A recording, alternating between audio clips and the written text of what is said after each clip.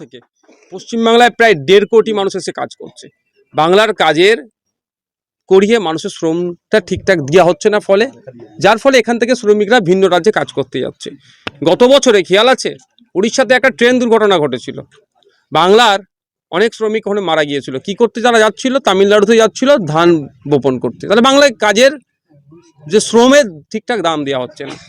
দুর্ভাগ্যের বিষয় আপনাদের বলি, এখন পর্যন্ত আমি জানতে ইচ্ছা করছে মিডিয়ার মাধ্যমে, আমি জানতে চাই যে শ্রম দপ্তর এই ঘটনার বিরুদ্ধে কি অ্যাকশন নিয়েছে। রাজ্যের পক্ষ থেকে প্রশাসনের কোনো টিম কি হরিয়ানাতে এখনো গিয়েছে তদারকি করার জন্য? আমি আরও জানতে চাই যে এই কেসটা হবে, এই কেসের তদারকি করার জন্য যে কথা বলবো, ওনাকে একটু রেস্ট নাও এখন, কারণ হচ্ছে ওনার দুটো তিনটে চাপ। একটা হচ্ছে মেয়ের জামাই এই নাতি পুতাদের কথা ভাবছে, মেয়ের কথা ভাবছে, আবার এই ঘটনা হতে গেলে সামনে থেকেই দেখেছে। ভাবে ডাক্তার পানি দেখানো হয়েছে কিছু দিয়ে একটু রেস্টের দরকার ওনার। বাচ্চাদের ছবি তুলো না, রেস্টের প্রয়োজন আছে। তুমি ছিলে ওখানে ভাই? কোজন ওখানে ছিলে?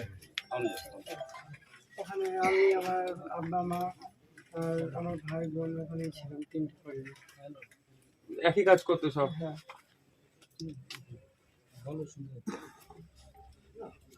বাড়িটা কোন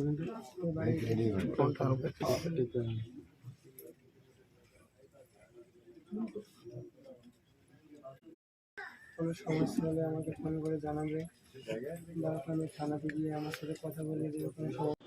অবশেষে সিবিআইয়ের জালে সন্দীপ ঘোষ, দুর্নীতির অভিযোগে তাকে গ্রেপ্তার করা হয়েছে।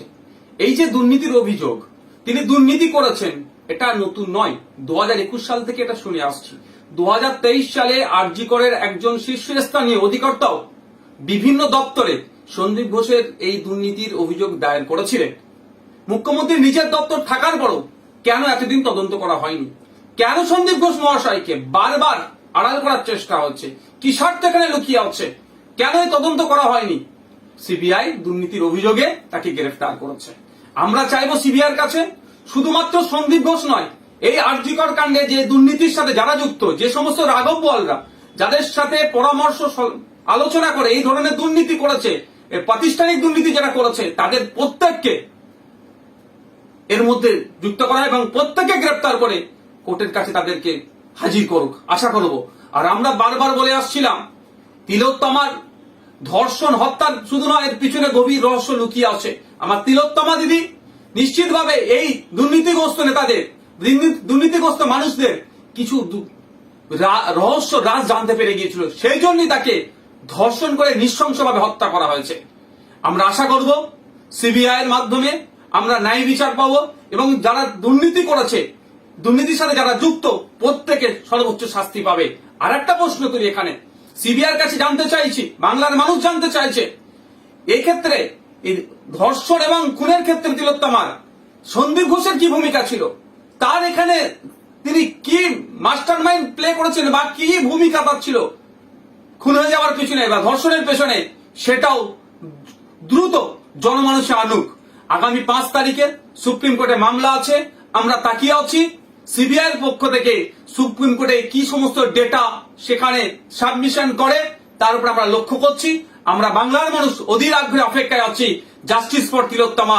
কোনোভাবেই এই আরজি করে যে ঘটনা ঘটেছে মেনে নেওয়া যাচ্ছে না, মেনে নেওয়া যাবে না। আগামী দিনে এই ধরনের কোনো না ঘটনা ঘটে, তার জন্য রাজ্য প্রশাসন, সিবিআই এবং কেন্দ্র সরকারকে আরো সক্রিয় হতে হবে।